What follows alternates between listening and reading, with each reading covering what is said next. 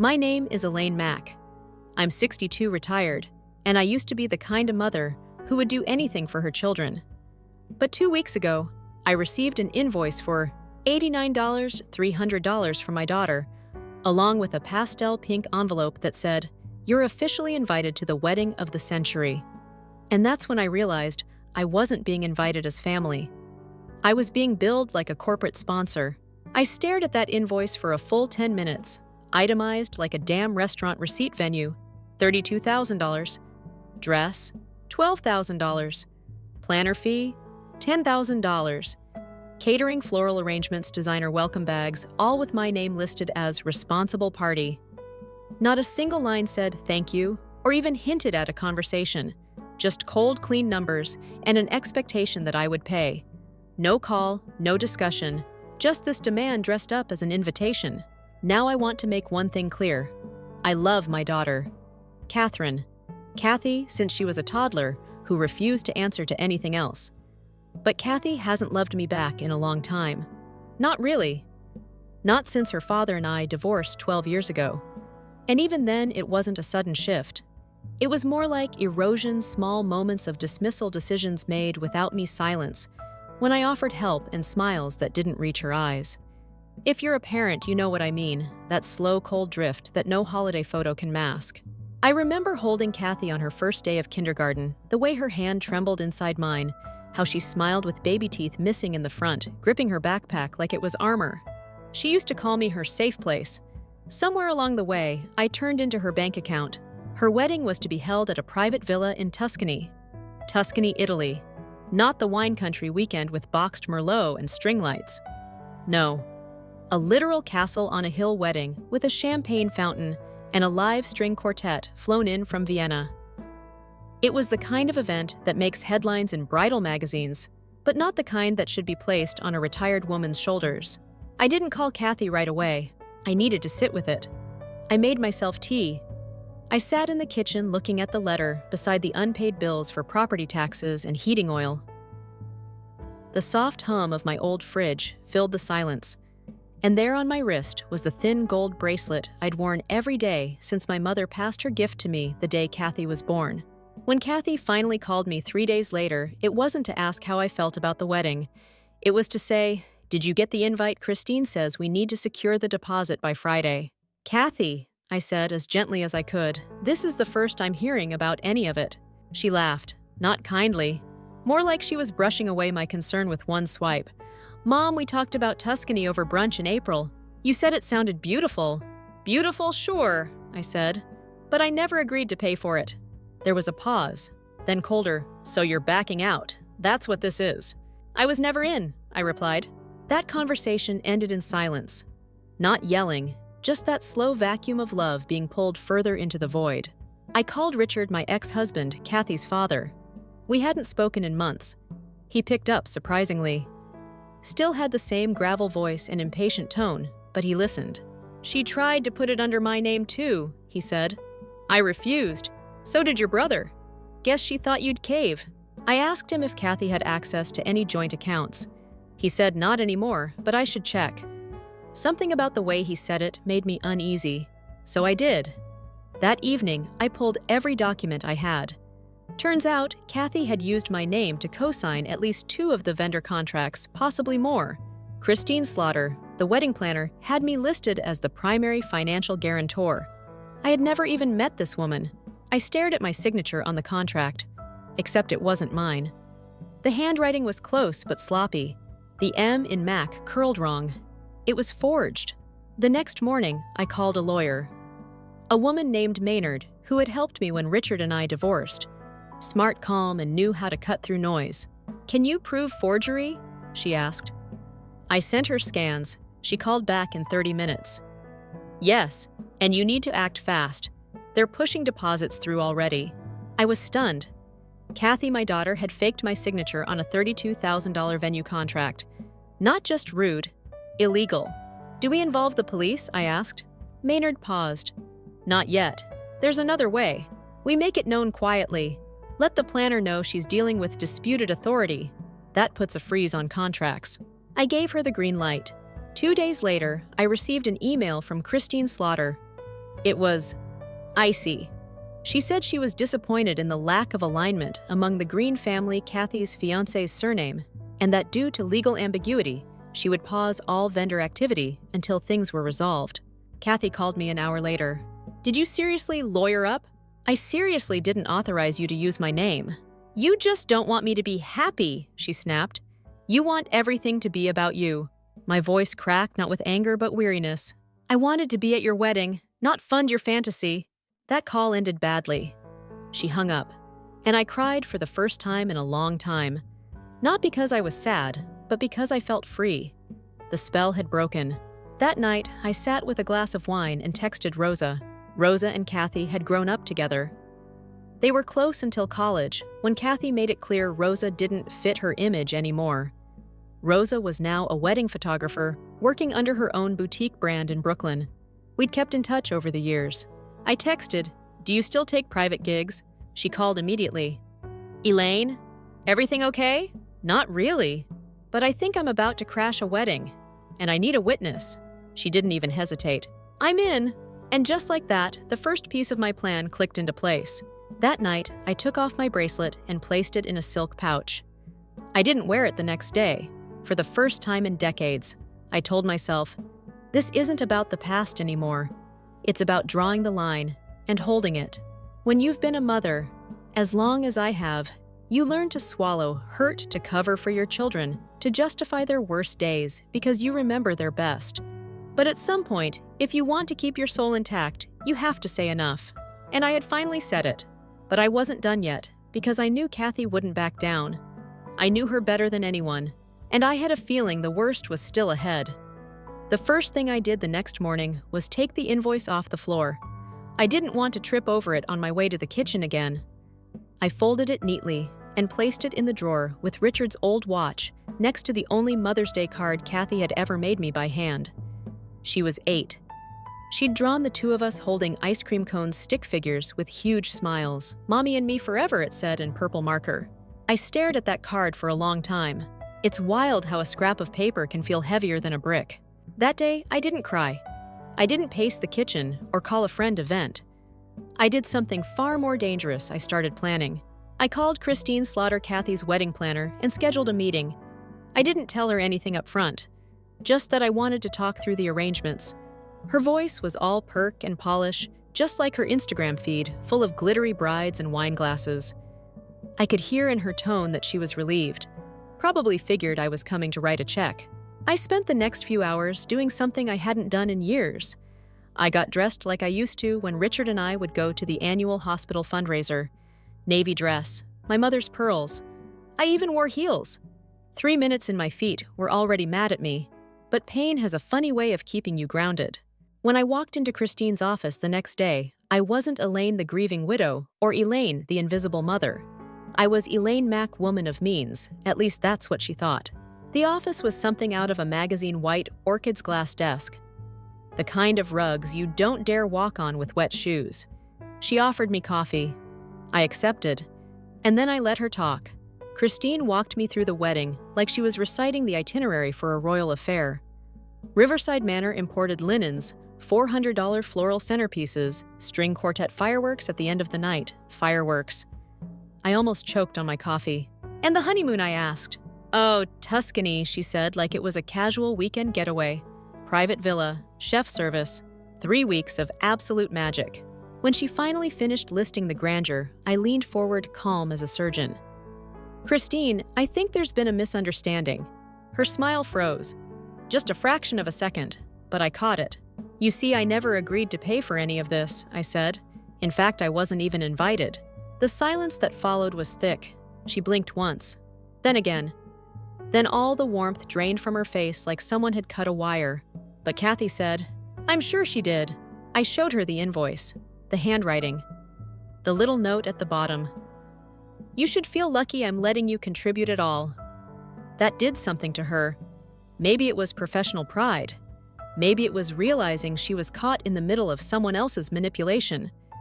Either way, she sat back in her chair and let out the quietest sigh. "She said you'd already agreed," Christine said almost apologetically. "She made it sound like you were just waiting for the final amount. And now that you know that's not true, what happens to the wedding? She hesitated.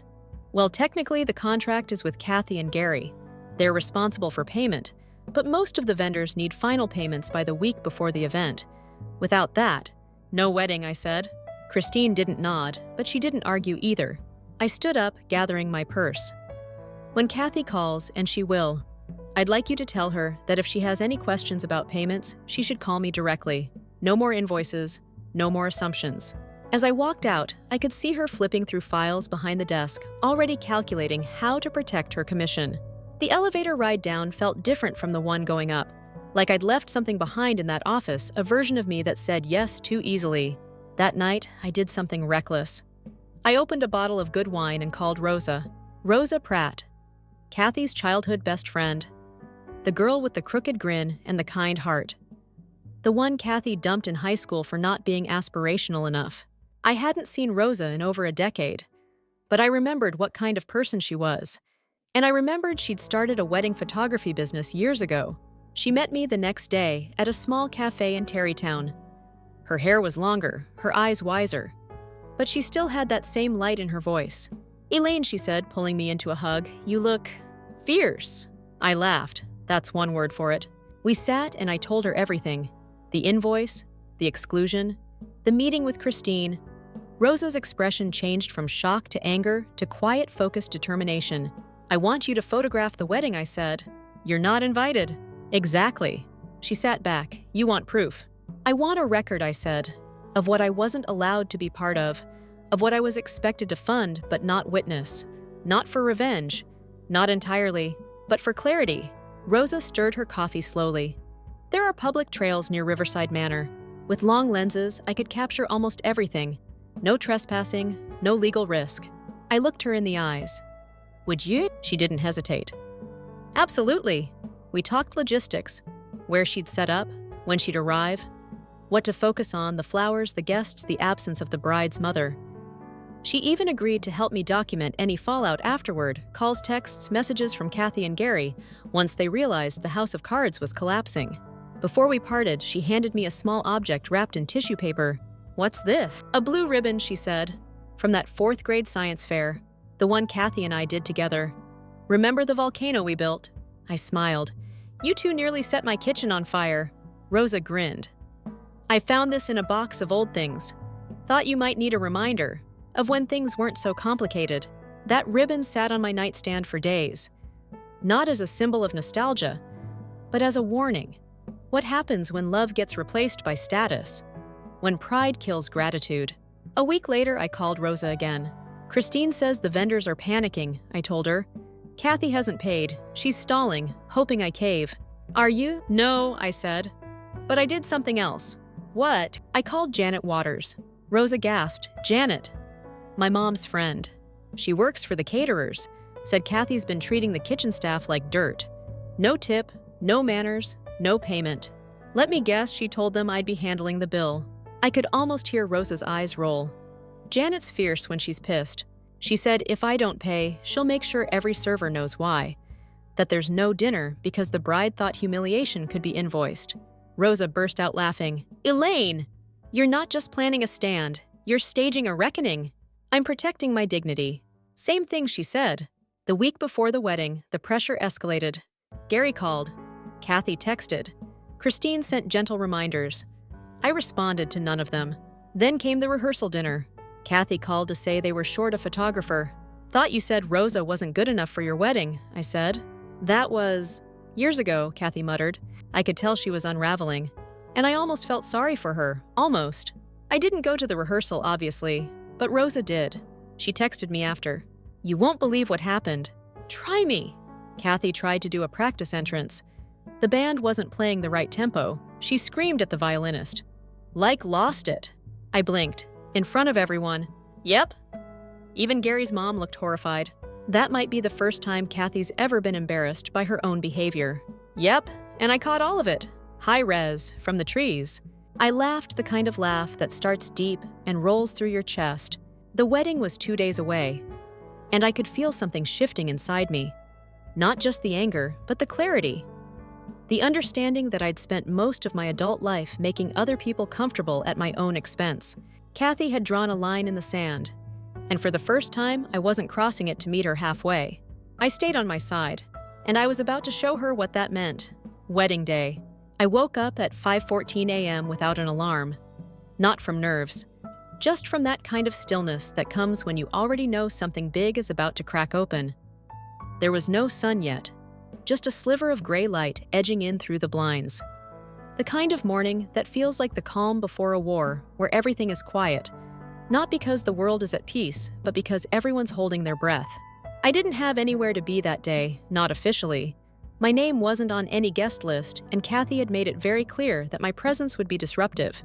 But I still got dressed. Simple navy dress. No pearls this time. Just the gold bracelet from my mother, and the small blue ribbon Rosa gave me sewn into the hem, right where no one could see it. But I knew it was there. That was enough. I poured myself a cup of coffee and sat by the window. Rosa had texted me around midnight to confirm setup complete. Camera angles clear. Weather forecast 0% mercy. I smiled. Riverside Manor was about an hour's drive away. Rosa had gotten there early, posing as one of the secondary photographers Christine's team hired. Apparently, the original backup had a family emergency, which may or may not have had anything to do with a quiet phone call Janet made on my behalf. I didn't ask questions. Some doors don't need kicking down if you know someone on the inside with the key. By 9 a.m., Rosa was in position. She sent me pictures in real time, the floral arch being constructed all white roses and bleached eucalyptus, like something off a Kardashian Pinterest board, the wedding favors laid out in neat little bags with Kathy and Gary's initials embossed in gold foil. The groom's party arriving in matching navy suits. All of it perfect, at least on the surface. But then the cracks started. First came the hairstylist, or rather didn't. She never showed. Apparently, Christine's assistant had double booked her. Kathy had to settle for a junior stylist who came with the makeup team. That might not sound like a big deal, but for someone like Kathy, who once cried for 30 minutes because her eyebrows weren't even on both sides, it was like showing up to prom with toilet paper stuck to your shoe. Then one of the groomsmen forgot the rings. Left them in Manhattan.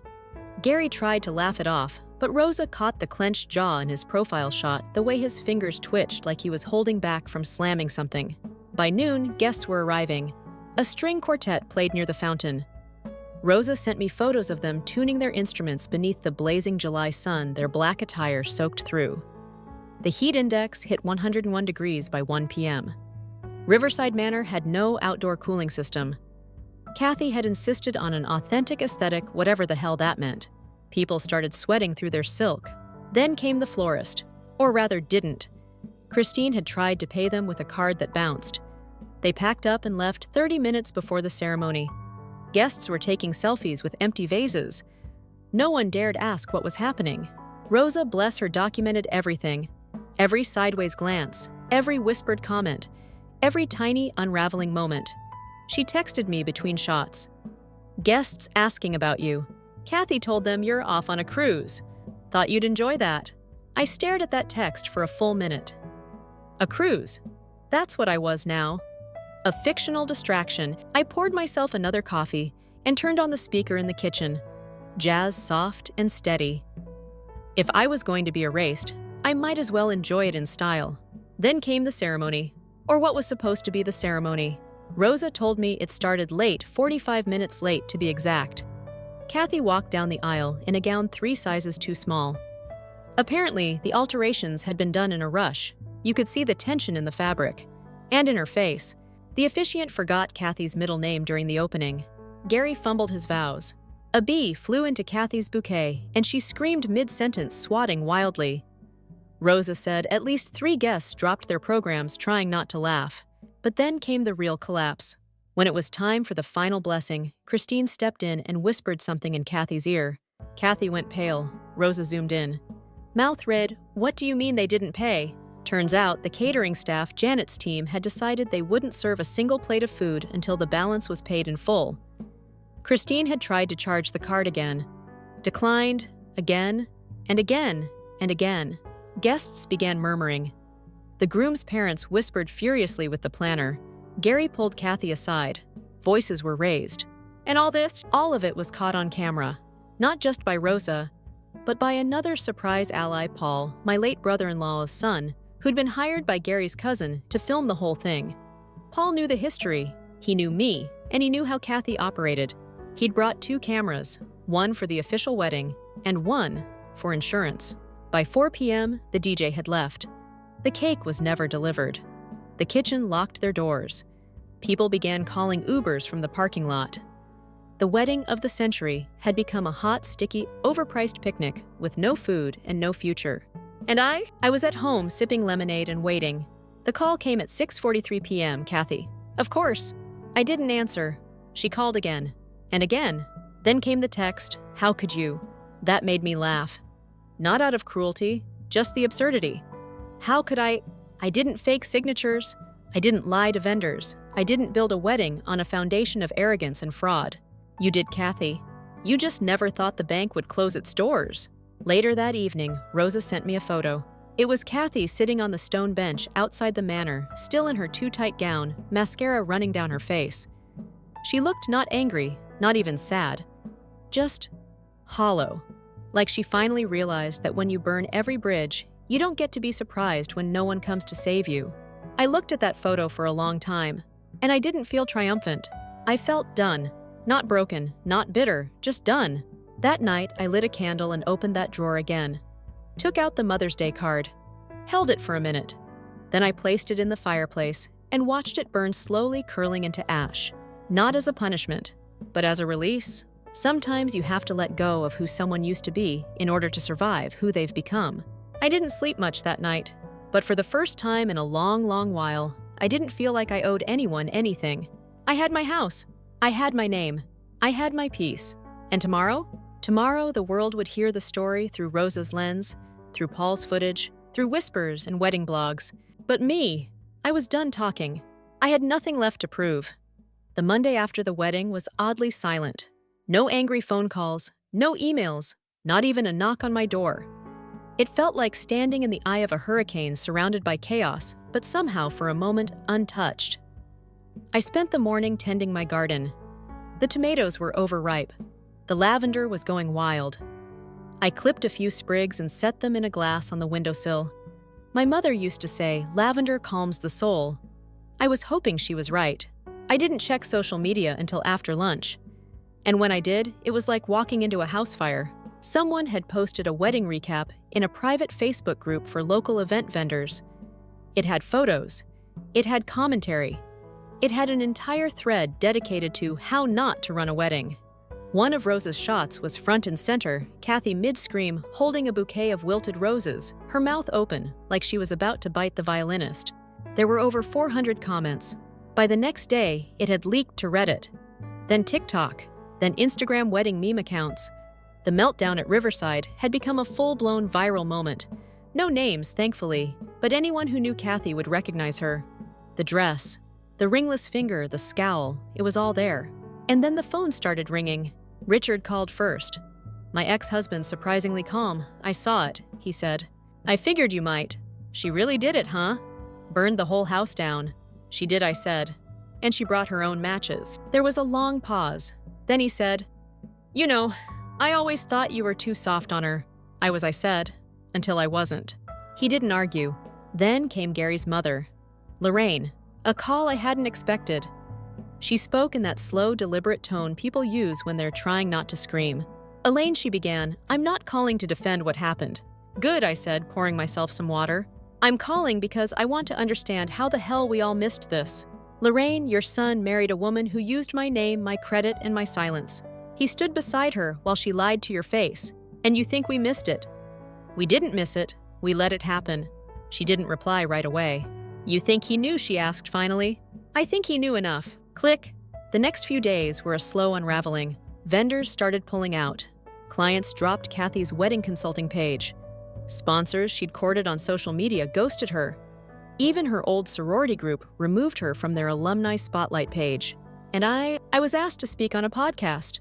Rosa had reached out to a friend of hers, a host of a show called Unfiltered Grace, about navigating toxic family systems and boundaries. They wanted to hear my side, not as a scandal, but as a story of motherhood regret and reclamation. I said yes. The interview was gentle. The host, a woman named Jada, asked thoughtful questions. "What do you think made you say no?" This time she asked. I told her the truth, because I realized saying yes wasn't helping her grow. It was enabling her to shrink. We talked about generational guilt, about the way mothers are expected to sacrifice until there's nothing left but dust and a bank statement. We talked about the myth of unconditional love, how it's often used to excuse emotional neglect, manipulation, even cruelty. Jada asked if I'd ever forgive Kathy. I paused, then said, "Forgiveness isn't a door I keep unlocked. It's a window I open when I can breathe." The episode went live, and within hours my inbox flooded. Messages from strangers, from other mothers, from daughters, from people who had walked away, who hadn't, who were still figuring it out. The overwhelming message, "Thank you." I thought I was the only one. And still Kathy didn't call. Not that week. Not the week after. Until one morning, 12 days after the wedding, I found an envelope on my porch. No stamp, no return address, just my name in Kathy's handwriting. Inside was a photo. It was from Rosa's reel, clearly. Kathy sitting alone on the bench, mascara streaked her shoes off beside her.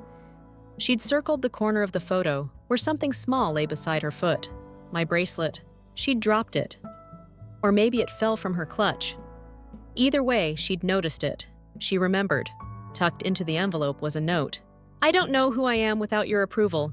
I think that scares me more than losing your money. See." I read it twice, then again. There was no apology, no admission of guilt, just a crack. And somehow that felt more honest than anything she'd said in years.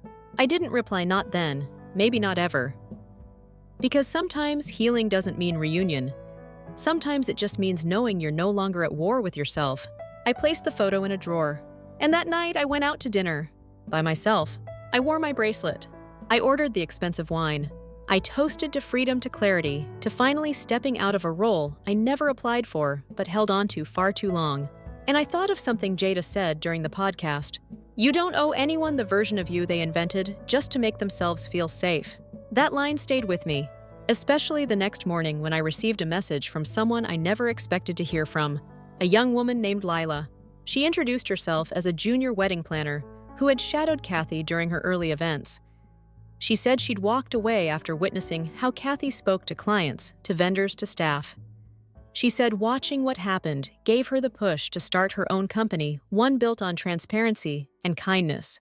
"I just wanted you to know she wrote your story didn't destroy anything. It revealed it. And some of us are building something better because of it." I cried.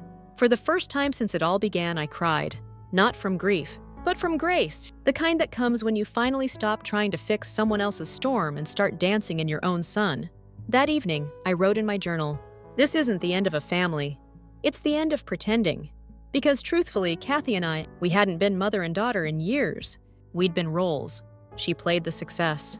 I played the support. She wore the crown. I held the curtain. And now I was done performing. I didn't need an audience to feel real, just quiet. And just maybe someday Kathy would stop acting too. But that would be her choice, not mine to make anymore. You'd think after all that the wedding fallout, the messages, the podcast interview, I'd feel vindicated, or lighter, or maybe even a little smug. But the truth is, it wasn't anything like that. What I felt was something quieter, like an old pressure that had lived in my chest finally releasing, like someone had opened a window in a stuffy room and I could finally breathe again. Not with triumph, with clarity. Life didn't change overnight. No one threw me a parade for finally saying no. The neighbors didn't drop by with cakes or "You Go Girl" speeches. Most people didn't even mention the wedding. In this town, scandal is delicious until it gets too close. Then people act like they don't know what you're talking about. But things did change. Slowly, subtly, in the way I carried myself. In the choices I started making without that constant whisper in my head saying, "But what will Kathy think?" I took up ceramics again, something I hadn't touched in decades. I signed up for a class at the community center, and at first I felt ridiculous, knees creaking, hands stiff, sitting beside 20-somethings who were making quirky coffee mugs with swear words carved into them. But there was something healing in that mud, something real. Clay doesn't lie. It doesn't care who you are or who you used to be. It demands presence and patience and a willingness to mess up. I made bowls, not perfect ones, lumpy in places, a little uneven. But I loved them, every single one. I gave a few away, kept the rest stacked beside my spice rack. My kitchen started to look like a woman lived there, not a ghost. Then, in late August, I got a letter. Not a text, not an email, an actual envelope with a stamp, from a woman named Heather Ellis. The name didn't ring a bell until I read the first paragraph. Heather was Gary's ex-fiancée, the one before Kathy, the one he dated for 5 years and was supposedly too different from. Turns out she had a lot to say. She'd seen the footage, had it sent to her by a mutual friend. She said she couldn't stop thinking about it, not because she wanted revenge, but because, as she wrote, seeing someone like Kathy unravel in public felt like justice in a way therapy never gave me. Heather went on to describe what her time with Gary had been like. The small put-downs, the manipulation masked as concern. The way he'd praise her in public, but correct her behind closed doors. Kathy didn't ruin him, she said. She just picked up where someone else left off. That line stayed with me. We always want a villain, one face to blame. But sometimes the truth is harder to swallow. Sometimes the damage is baked into the foundation. I wrote Heather back, thanked her for her letter, told her she wasn't alone. That healing isn't always about understanding why. Sometimes it's about deciding you don't need the apology to move on. And while all this was happening, Kathy remained quiet, until she wasn't. It was a Sunday afternoon in early September. I'd just come home from the farmer's market, arms full of tomatoes and sunflowers, when I heard footsteps on the porch. I peeked through the window and saw her Kathy. Standing there, plain white tea hair pulled back, eyes rimmed with exhaustion. I opened the door but didn't step aside. She looked at me like she was seeing me for the first time. "I don't want money," she said quickly. "I swear." I nodded but didn't speak. I didn't know where else to go. Still, I waited. Then she pulled something out of her bag. It was the album, the one from her childhood, the one I'd returned to her doorstep in a gift bag back when I was still trying to remind her of who we used to be. She held it out to me. "I kept it," she said. I thought about throwing it out, burning it, but I couldn't. I took the album but didn't open it, just held it, felt the weight. She exhaled. "I was awful to you, I know that now." But I didn't know how to stop. I kept thinking if I looked perfect, if everything looked perfect, maybe the broken pieces underneath wouldn't matter. "And did it work?" I asked quietly. Her eyes welled up. "No." It just made me mean and lonely. There it was, not a full apology, but close, honest. I stepped aside. "Come in." She sat at the kitchen table, same one we'd shared thousands of breakfasts at. Same corner she'd spilled juice on in 3rd grade. We sat in silence for a while, the hum of the fridge filling the gaps. Then she asked the question I didn't expect. "Why didn't you come to the wedding?" I looked at her. I wasn't invited. She opened her mouth to argue, then closed it. "You're right," she said, "you weren't." There was something in her voice, grief maybe, or recognition. "I thought if I kept you away, people would think I had it all together," she whispered. "That I came from a certain kind of family, the kind that doesn't age, or wear sensible shoes, or ask questions." I smiled gently. "We are not that family."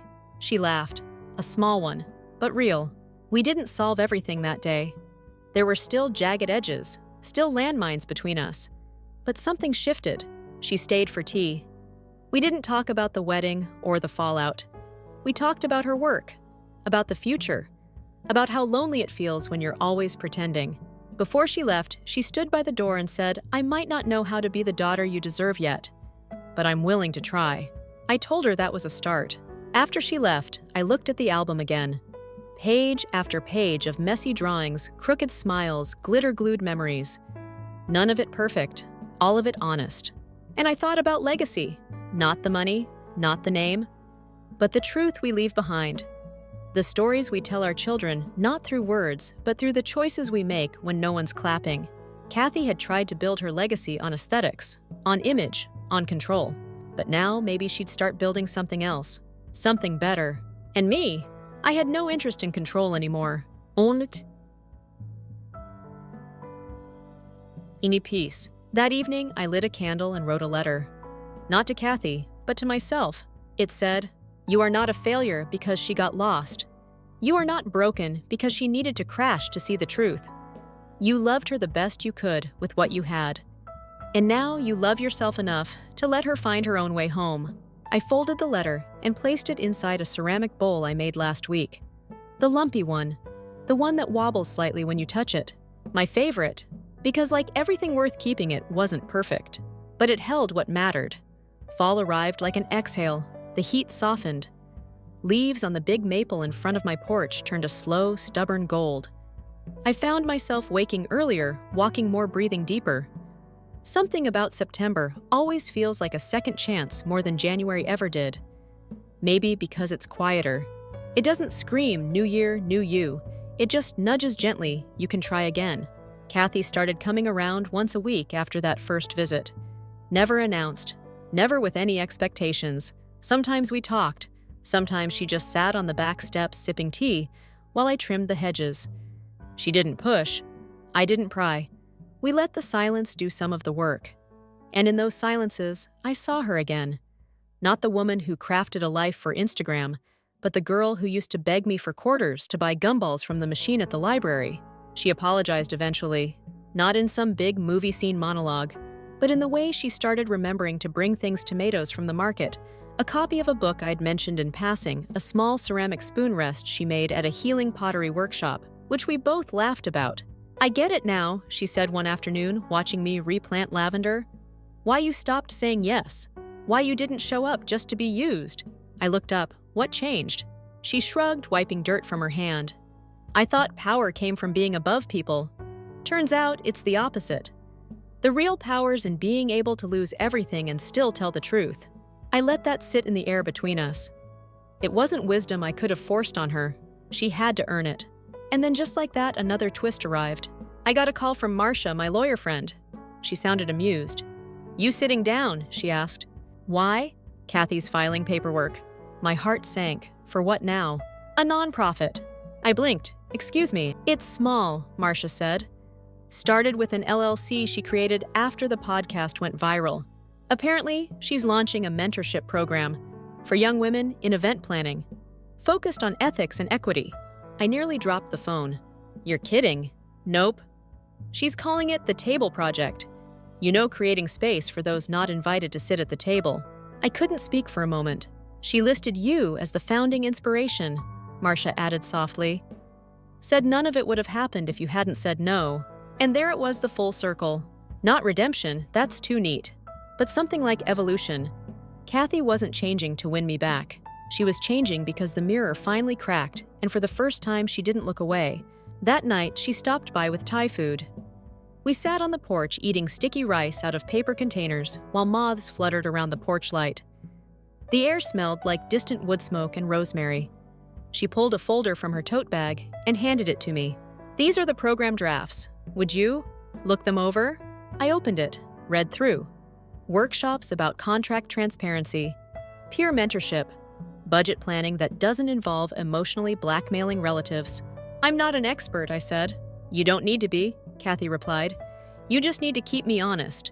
I looked at her, really looked. Not the polished surface, not the posture, but the eyes.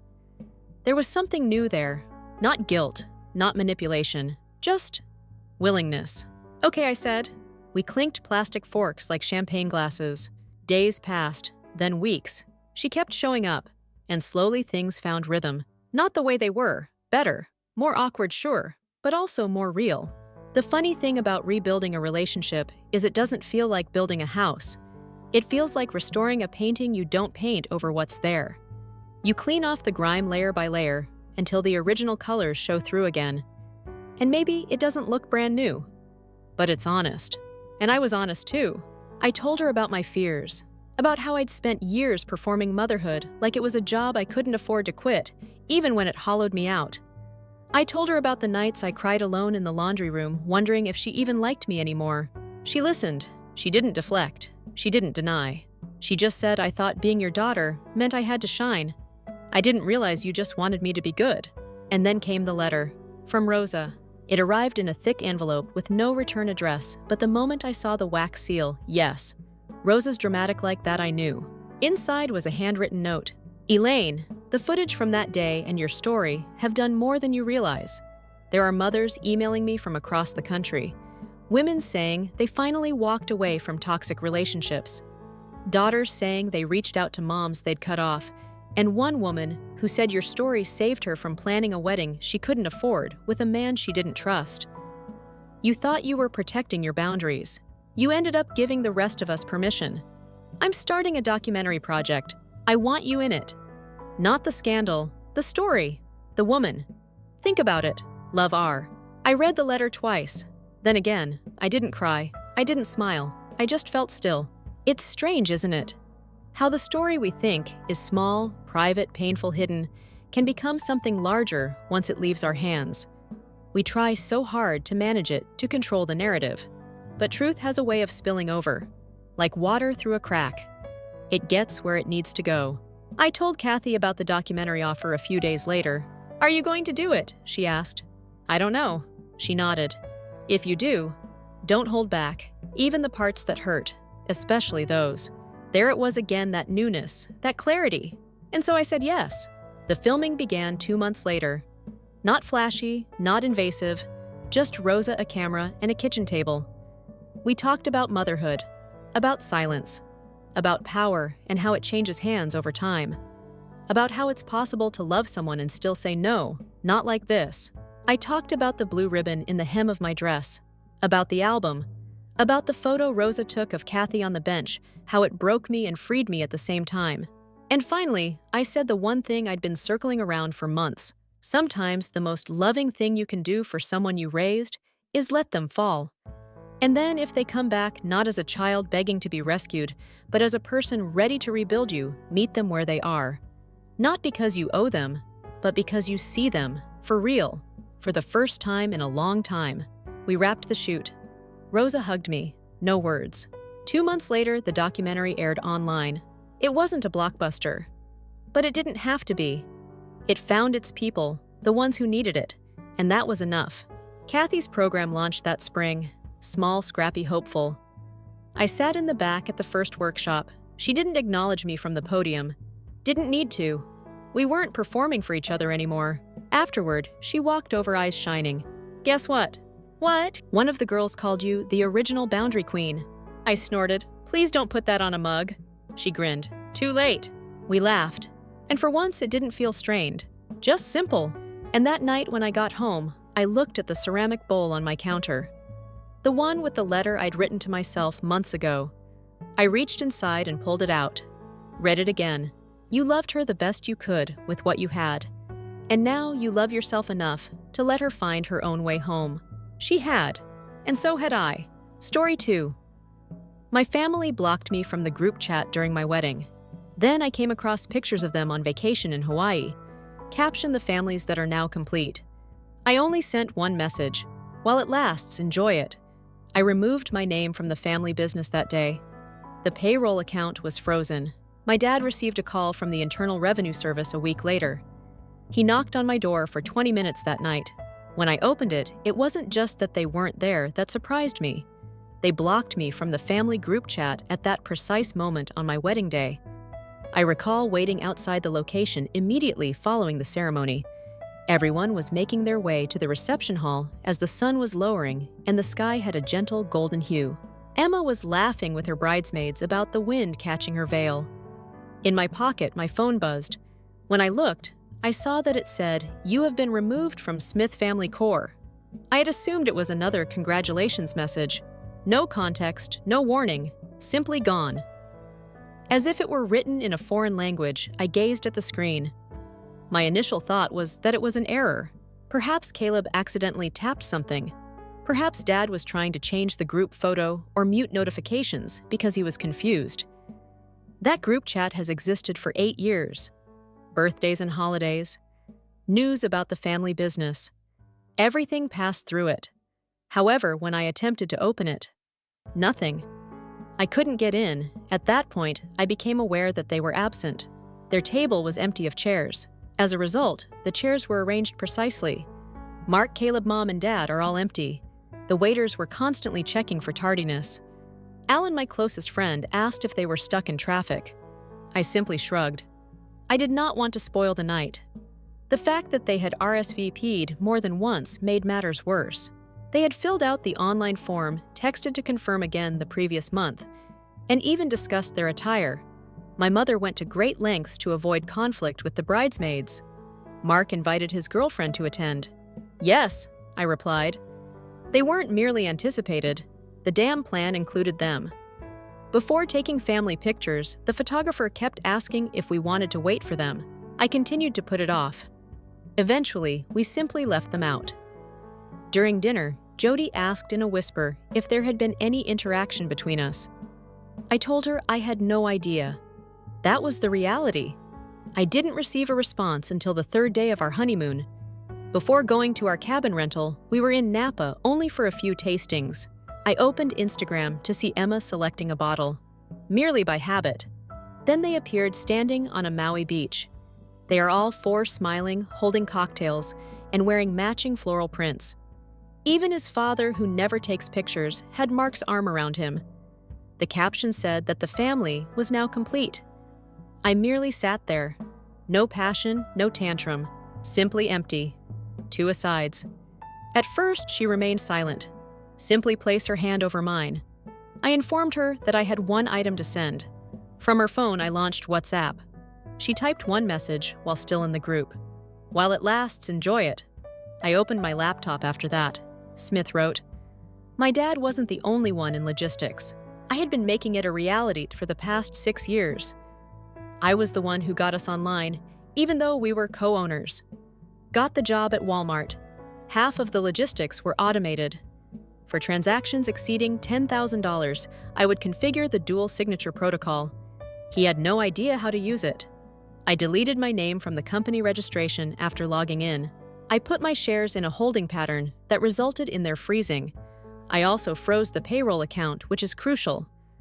Withdrawals must be approved by me. That Friday was payroll due. I stayed out of the spotlight. Did not speak up. Let the quiet do the talking. I received a call from an unidentified number a week later. Didn't respond to Dad's CPA's voicemail. The IRS had apparently noticed some disparities, missing paperwork and 2 years' worth of unpaid state taxes, and the amusing part, they couldn't have produced half of the necessary financial records without me.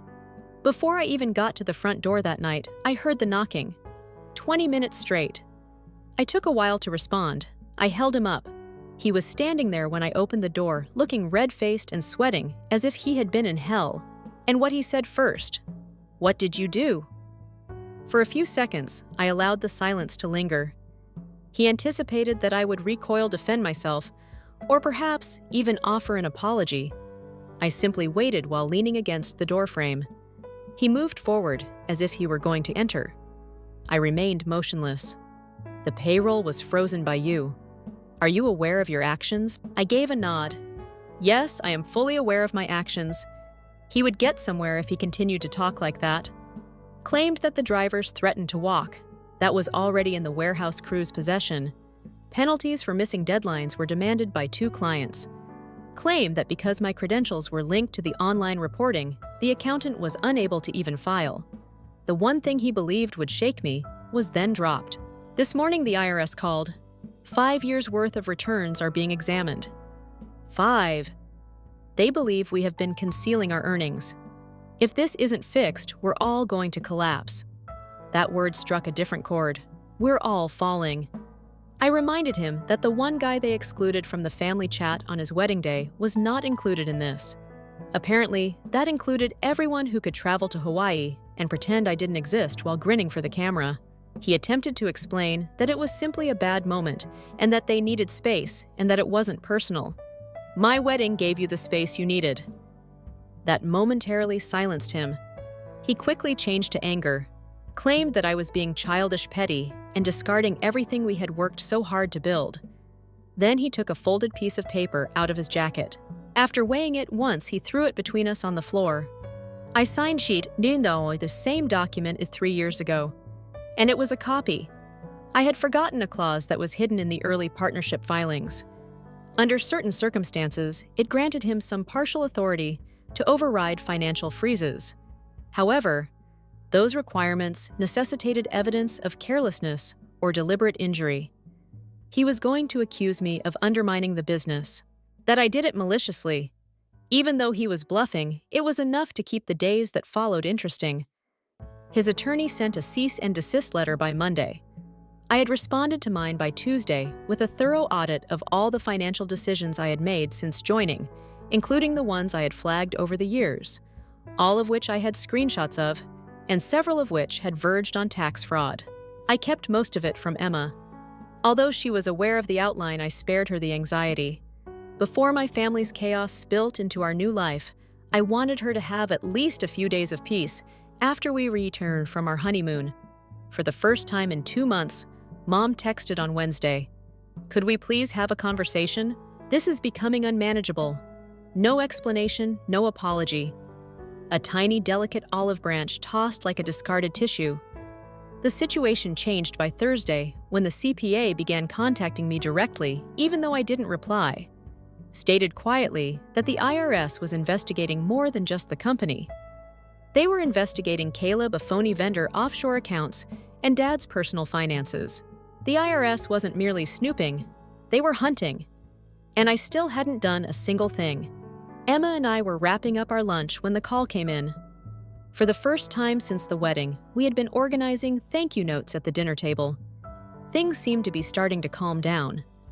My phone buzzed with an unknown number while we were making jokes about who had the worst handwriting. I took a step back and replied. Richard was the one, a CPA, the family business, and a man I had only spoken to twice in 6 years, and only when something was amiss. He wasted no time. "Listen, David, you should be aware of what's going on, even though I know you're no longer involved." He spoke in a sharp click. I didn't even inquire about how he obtained my number. I simply listened. As it happens, the payroll account did more than just bounce a few paychecks when I froze it. It interrupted a mid-transfer transaction that the bank's compliance team had flagged for audit. The account belonged to a shell company that purportedly maintained fleet software. However, that vendor was non-existent. The vendor's founding documents listed the address as a mailbox store in Nevada. Caleb. At that point, everything began to make sense. Why did Caleb always participate in the business in such a casual manner? Why he never had to describe his actual actions? "How bad is it?" I asked Richard. After a brief silence, he stated that the IRS had now referred the matter to a criminal investigator. They examined every transaction over the previous 5 years, not just one. My father had used my digital signature on a number of documents that I hadn't even seen. And it seems that my withdrawal had revealed the chain of irregularities.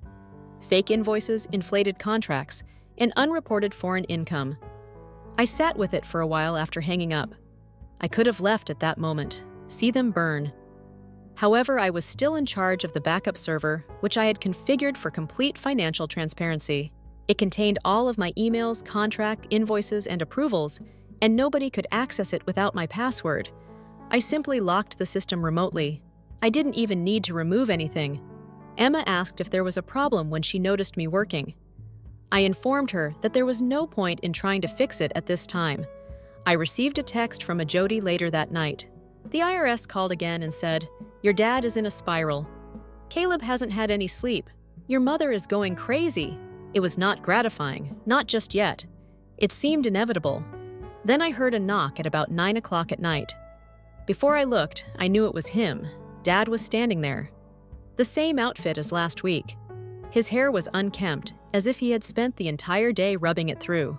I didn't have to invite him inside before he accepted. A thick envelope was just thrust into my chest. "Go through it. In all of this, you are not innocent. Right here." I remained at the door and slowly opened it. There were printed emails with excerpts of correspondence from 2 years ago between me and a logistics client. I recall that transaction, though, because my name was on the approval line of a big shipment contract. A standard delivery quote was approved by me. He was the one who later changed the invoice to conceal excess money and inflate the delivery cost. If the IRS sees those emails out of context, they won't just come after me, he said, leaning in. They will also pursue me. He believed that I would drop everything because I would be afraid. Unfreeze the accounts, log back in, and assist them in cleaning up the mess. Not even blinking. I wish you luck in that endeavor. I said, "You changed those figures." "Not me." his voice changed. After attempting to persuade me, he said that we could clean it up together if I returned right away. Claimed that they erred by skipping the wedding and that it is still a family business. However, we can get past that. He had never even brought it up before. Andy believed that was sufficient. All of this would be resolved if he made a passing reference to leaving me on the most significant day of my life. I simply gave a headshake. That bridge was destroyed by you.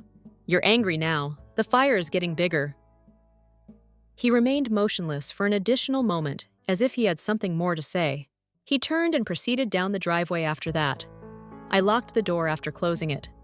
Not to be safe, to illustrate a point, our former legal counsel sent me an email the following morning. It seems that my dad was attempting to raise liquid cash by selling company shares to a third party in a panic sale, but he was unsuccessful. Every significant asset still had my name attached to it, and the investigation was now as well.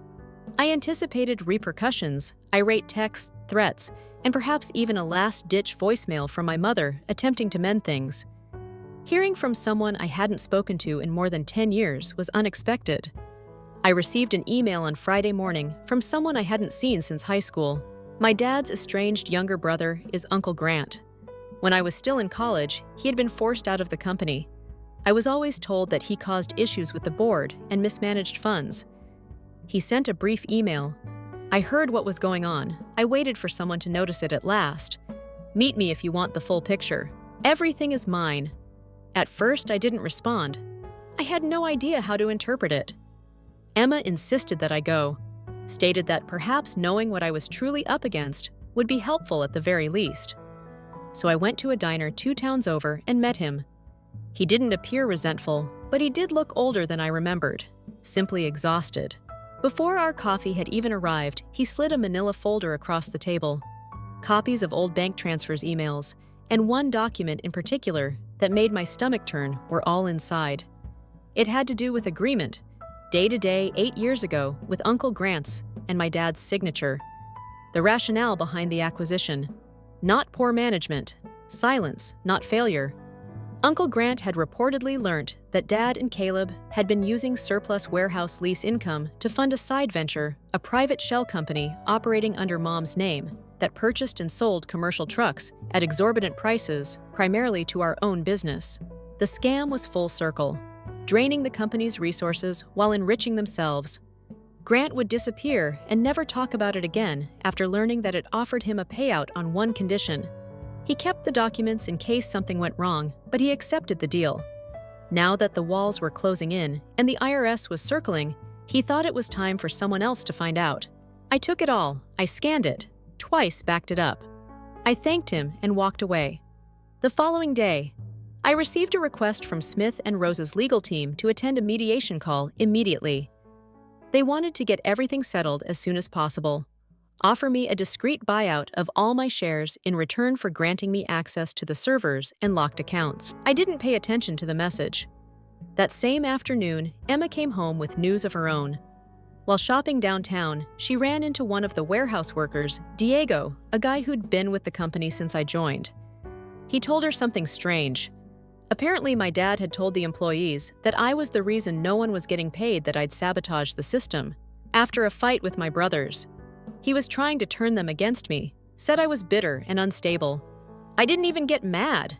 I just laughed because by Sunday something happened that none of them expected. The IRS didn't just freeze the business accounts, they froze the personal ones too. My dad's, my mom's, and Caleb's, all pending formal investigation. No access, no transfers, no warnings. Emma and I were having dinner when I got the alert. All 3 of them were on a list of financial holds issued as part of the wider fraud probe. They were locked out of their money. Everything. I set my foot down, leaned back, and smiled. The house of cards wasn't just falling now. It had collapsed. Monday morning, I woke up to 33 missed calls, 9 from that 10 from Mom. The rest split between Mark and Caleb. Not a single voicemail, just silent panic. By noon, I had received 2 emails from the IRS requesting copies of the backup financial records, specifically the archived correspondence contracts and vendor activity that only I could access. I didn't respond yet. I wanted them to sweat. That evening, I got an unexpected knock. Emma checked the people first. It was my mother. I hadn't seen her since Christmas 2 years ago.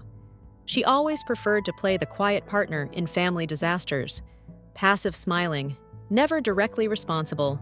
But this time, she was the one standing on our doorstep, gripping her purse like it was the last stable thing in her life. She asked to come in. Emma left the room. We sat in silence for a few seconds, and then she launched into a rehearsed apology. She said she didn't know the full story, that she never agreed to skip the wedding, that Dad had convinced her it would be less tense if they just went away for the weekend. She insisted she tried to call. I told her she could have tried harder, told her I'd seen the group photo, the one with the caption about the family finally being whole. She shifted gears fast, said they were in trouble, that the IRS freeze meant they couldn't pay their mortgage, their credit cards, even their groceries. She said Dad was falling apart, that Caleb had a breakdown, and that the company would be destroyed if I didn't help with everything we had built over the years. She then said something that chilled me to the bone. "We are aware that there is an emergency fund." I went cold.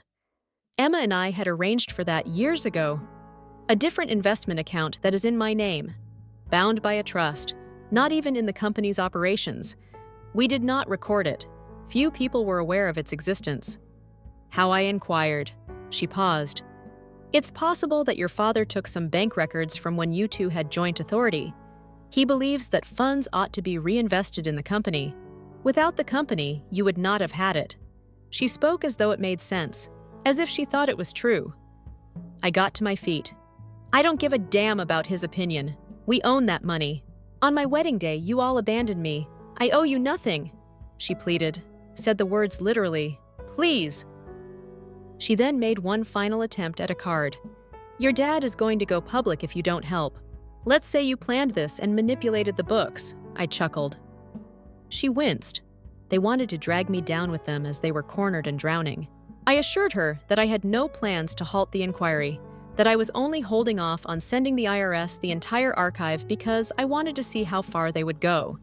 After a moment of stunned silence, she walked away without saying anything more. I turned in all of the emails, backup files, transaction logs, and Uncle Grant's paperwork the following morning. After shutting down the laptop, I took Emma to brunch. Allow them to burn. The investigation officially began 3 days after I sent the archive to the IRS. I was informed that it made the news by Emma. Due to years of tax evasion, a family-owned goods company is currently under federal audit. No names were given, but anyone in the area who knew the Smiths could figure it out. Friends began sending each other texts. Some of my former coworkers contacted me, some in disbelief, some simply to say they always sensed something wasn't right.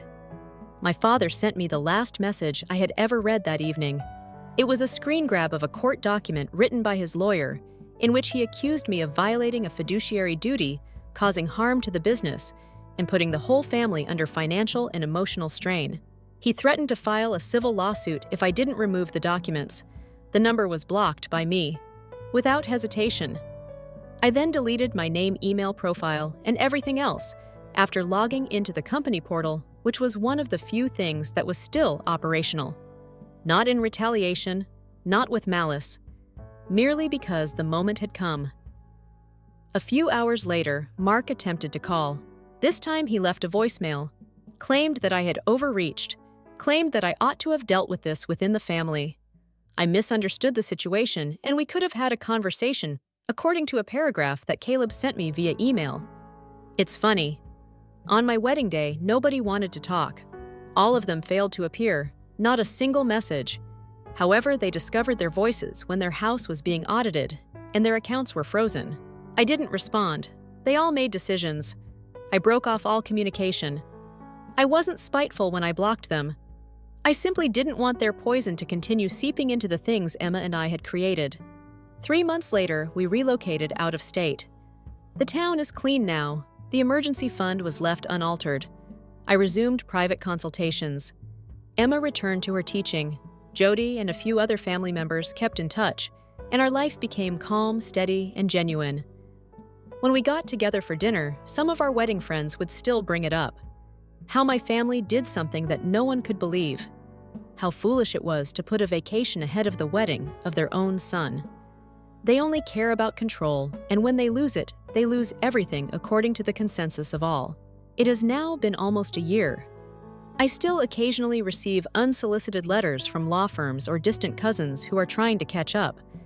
I disregard them. I have a new rhythm and a new home with Emma. Now we discuss children. We take trips when we feel like it. I never imagined that we would laugh as much as we do. I have lost my anger. Just finished. I occasionally tell the truth when someone asks if I miss them. I miss the person I believed them to be. However, that version never appeared. Not when it was important. And I won't now either. 6 days after I had assumed that everything was behind me, I received an email that completely stopped me cold. It wasn't a notice. It was from the IRS, not a request. I'm grateful. In a formal statement, one of the case's senior agents acknowledged the importance of the information I supplied. I didn't anticipate it. It stated that several offshore accounts connected to fraudulent vendor payments, not just in my dad's name, had been found as a result of the backup records I submitted. Other colleagues were present, a few of whose names I knew from previous business gatherings. The email ended with something unexpected, even though 2 of them had already left the country. Based on the records, we will be sending out a subpoena for testimony. Although we think you were not aware of these activities, your cooperation could help us develop the case more broadly. That line caught my attention twice. My dad was no longer the only focus of this. This was larger. Emma discovered something in the mail later that afternoon. A heavy envelope. It was delivered by hand, but there was no return address. No label, no stamp. There were 2 items inside, a flash drive and a letter from Caleb. His letter was apologetic rambling and at times desperate. He claimed that Dad had lost his mind, that he was attempting to place the blame on anyone he could, and that he had coerced Caleb into creating the phony vendor accounts, about which Mom knew more than she admitted, but kept quiet out of fear of losing everything.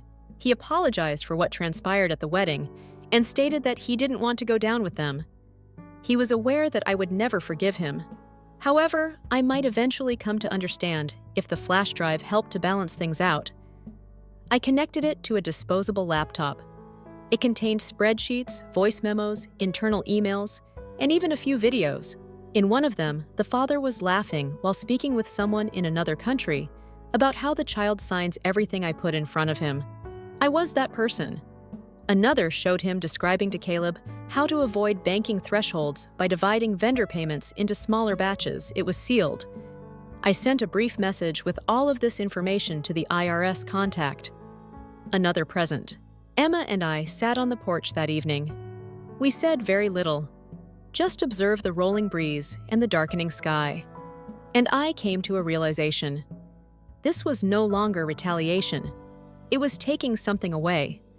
A last cleaning out of everything that attempted to ruin what ought to have been my greatest day ever. Into a betrayed memory. It was just over now. And for good this time.